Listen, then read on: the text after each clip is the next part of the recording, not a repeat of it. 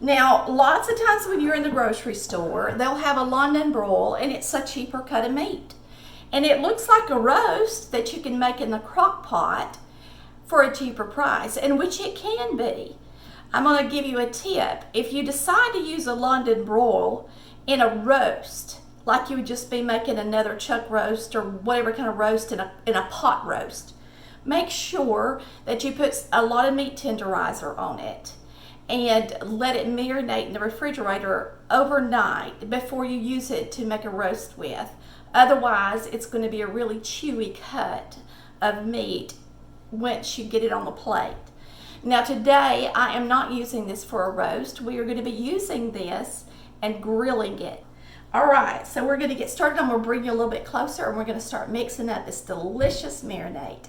All right, we're going to start with our rosemary and our garlic and our lemon. We're just going to get them all ready on here so that they'll be ready to use in our marinade.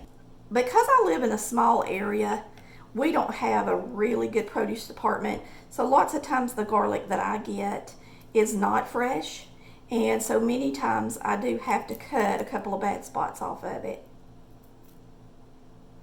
before I get to use it. All right, that's ready for the press.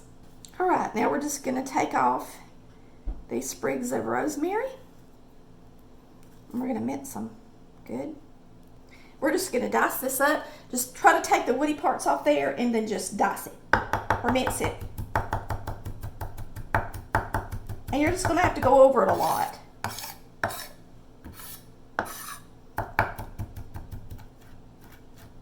Maybe I should rock it. I think that might make more sense, or I'm going to have it all over the table.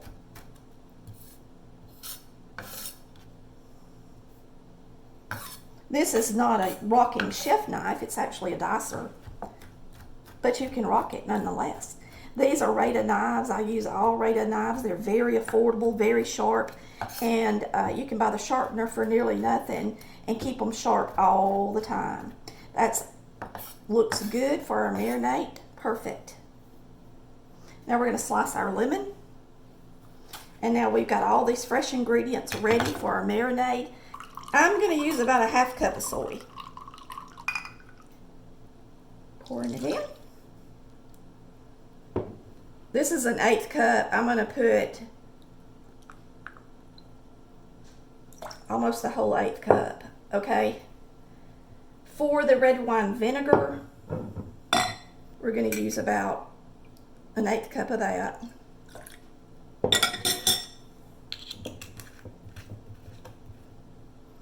So soy is the main ingredient, I guess you would say, because it's got the most stuff in it.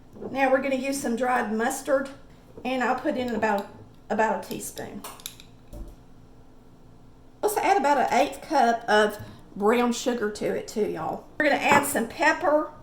Let's add a teaspoon of pepper. We're going to put in a couple of teaspoons of meat tenderizer, and that's salty too. All right, I'm just going to squeeze a lemon in there. It's not going to hurt for the seeds to be in there. Here's our garlic going in.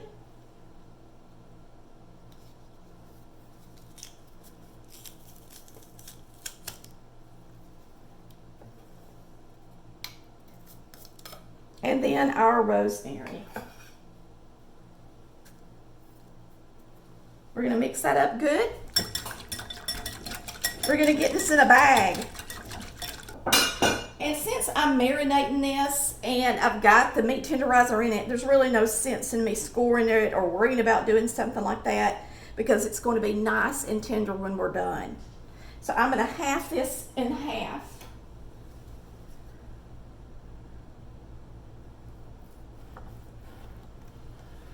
All right, we're going to pour our marinade in this bag, and we're going to put it in here. Get most of the air out of it, zip it up.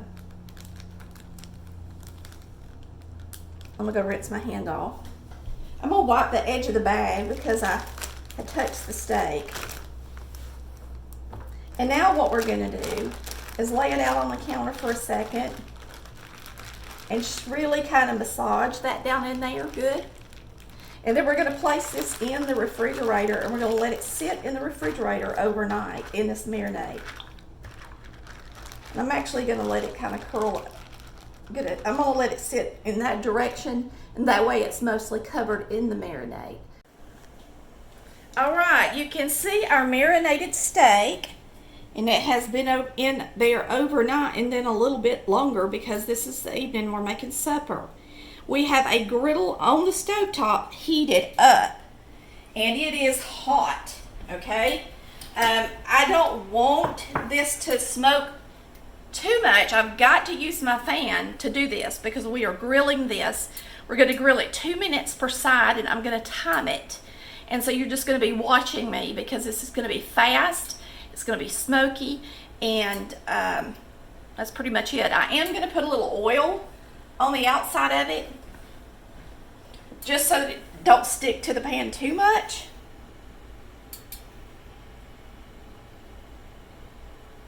And I'll just have to rub it in.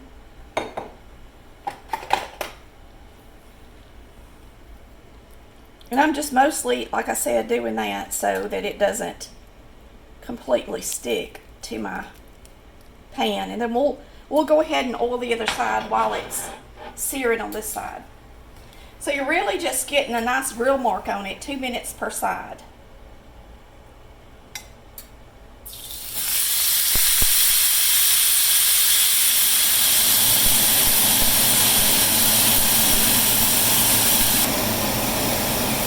I'm just oiling this side now. Then what we're going to do is slide it in the oven. Okay, it's been 2 minutes. I'm going to flip it, and we're going to grill it on the other side. We really didn't get much of a grill mark.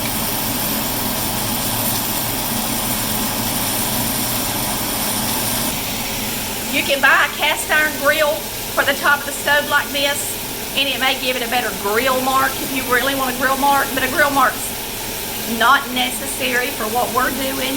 Now, if you're in some kind of contest, cooking contest, of course you'd want a grill mark on there, but we just got this pan today. We wanted to see how it would do, and I'm not that impressed with its grill mark. I think maybe we should have gotten the Lodge cast iron.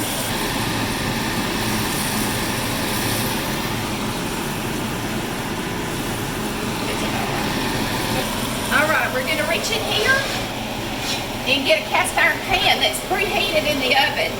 I am going to put my oven on broil. I had it on 400 just to preheat the oven and the skillet, but now we are going to put it on broil.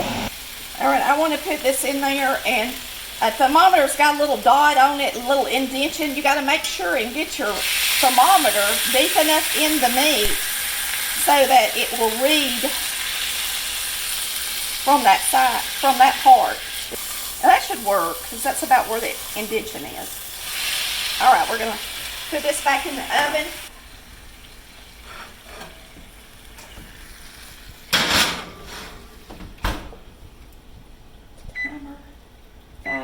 Timer.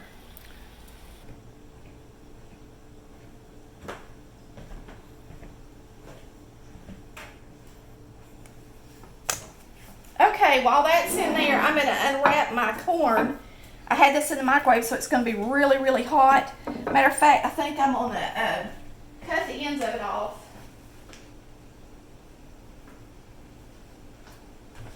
Right quick.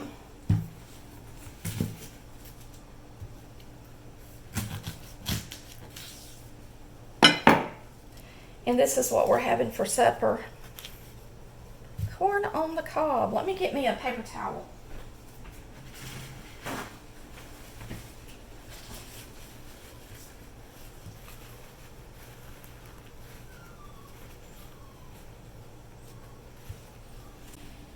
All right, I'm gonna have a little one and he's gonna have a bigger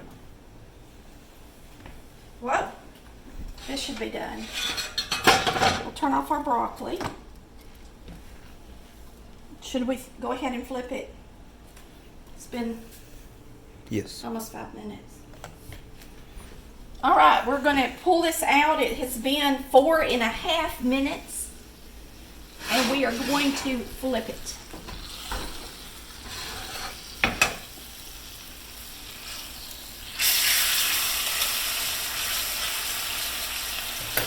Get it back in the broiler.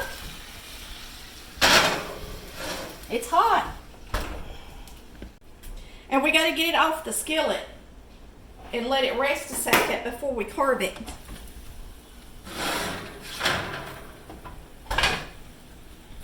Now we're going to let the meat rest for about 5 minutes or so.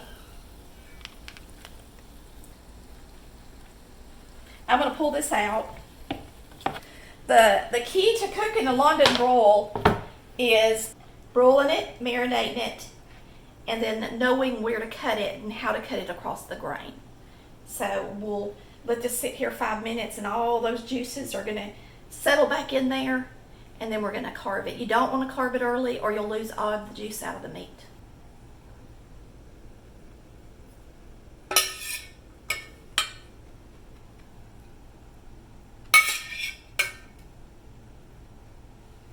And we're just going to slice it at an angle against the grain in thin slices.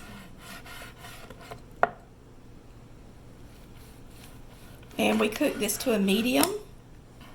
And of course, after it sat here, it probably went up a few degrees, don't you think, Chris? Mm-hmm. It's almost it's pretty much a medium.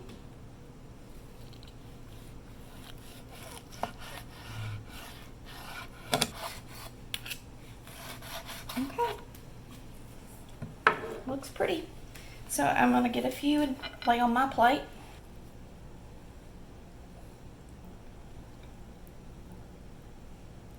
And that is how you make a London broil. Let's give it a try.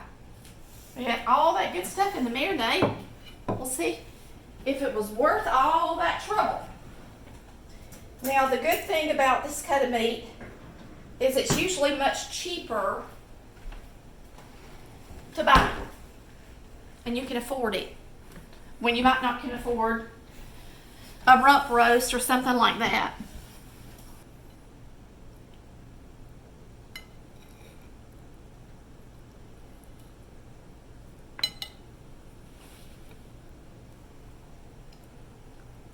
Very good.